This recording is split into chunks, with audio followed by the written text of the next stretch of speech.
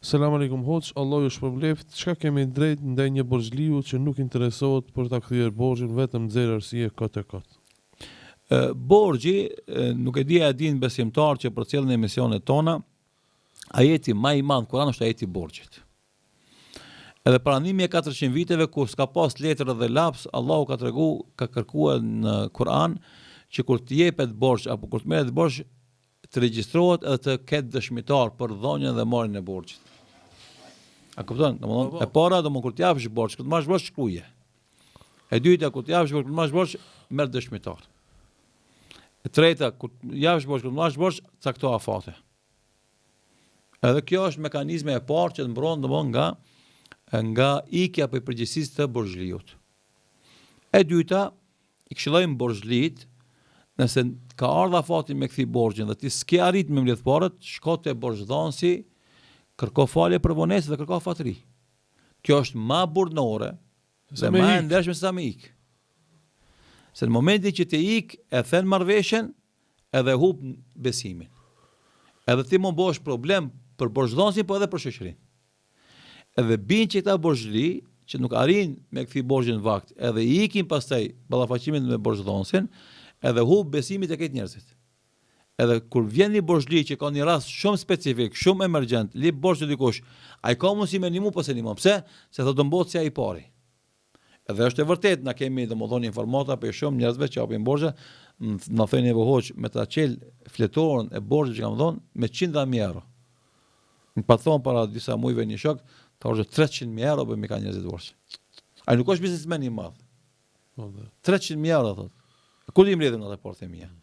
E tash Thuti se banka që. Po vetë ai për shembull me kënaq atë pasurinë e vet, tjerët ja kanë marr, i kanë kryer nevojat e veta, kanë bërë çefet e veta dhe në momentin që dosh me kthy borxhin ai hupet këtë.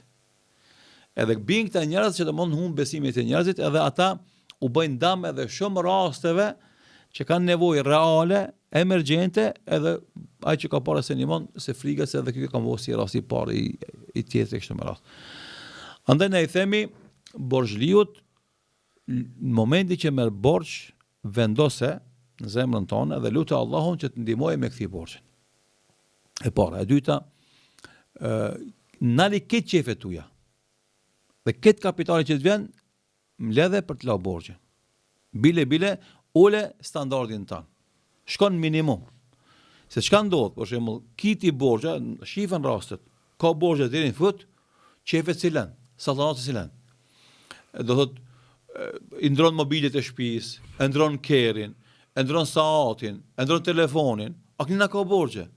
Edhe ai që të ka dhënë borxhe shef, se ti po harxhon parë për qefe, a këtu se lën borxhin. Andaj jo me i lën ndryshimet është po me rast standardin në minimum, që ti ato parë që të vinë me mbledh për me la borxhin. E treta, nëse ndodh që ti s'ka arrit me mbledh parët, shko te borxhliu, kërko fatëri. Edhe pastaj domodin kërkon ndihmë për njerëzve që ke përreth me të ndihmu me la borxhin, që mos më shku te Allahu me borxh të huaj. Se njerëzve u falen gjunaat nga Allahu xhelal, ama gjunaat gabimet e njerëzve nuk u falen. Andaj borxhin që ke ndaj njeriu nuk të falet nëse sa fal sa von halal borxhliu, borxhdhënësi. Bile pejgamberi sallallahu alaihi wasallam ka thonë shahidit i falet çdo gjuna përveç borxhit. Subhanallah. Domethënë prandaj shahid ka dhënë jetë për Allah, ama borxhin që e ka ndaj dikujt Allahu s'ia fal. Derisa nuk ka fal ai që ka dhënë borxhin. Është gabim i madh, është gjuna i madh, edhe është sjellje shumë e keqe që po ndodh fatkeqësisht kohëve të fundit ku njerëzit me shumë guxim dhe shumë entuziazëm marrin borxh, ama as se kanë jetë, as kanë vullnet me kthin kohën e vet, po me kthi hiç bilëm. Dhe ai njeri dhe t'ja mendon vetë, se nëse vdes në atë gjendje, vdes me një obligim të madh karshi njerëzve, edhe në ditën e llogarisë ka me pagujt atë borxh me sevapet e veta. Ose nëse s'ka sevape ka me marr gjunaat atij që ja ka marr parët e s'e ka kthy. Andaj ta menoje këtë situatë, se jetës nuk i dihet. A kemi jetu ti deri nesër dhe mas nesër jo. Kjo është e katërt ose e pestë, e fundit mendoja ti me lon fëmijës tan borxhin trashëgimi. Fëmija jot djalë jot i ri, i papjekt, 15 vjet, 16 vjet hala sa ka nis jetën me jetu me borxhet e babës. Edhe mi ardh borxhdhënësit të shtëpia me ali borxhin e babës. Paramendon sa gjendje të keqe lën ti familjen tonë, Po, dhe. gruan tonë, fëmijët e to. Andaj mendoj këto gjëra edhe ose mos sabër mos merr borxh, ose nëse merr borxh, mendoje edhe lutë Allahun vazhdimisht që të ndihmoje me kthy borxhin, se pejgamberi sallallahu alaihi wasallam thotë, kushdo që merr borxh i vendosur me kthy borxhin dhe lutë Allahun me ndihmu, Allahu ka me ndihmu me kthy borxhin inshallah taala.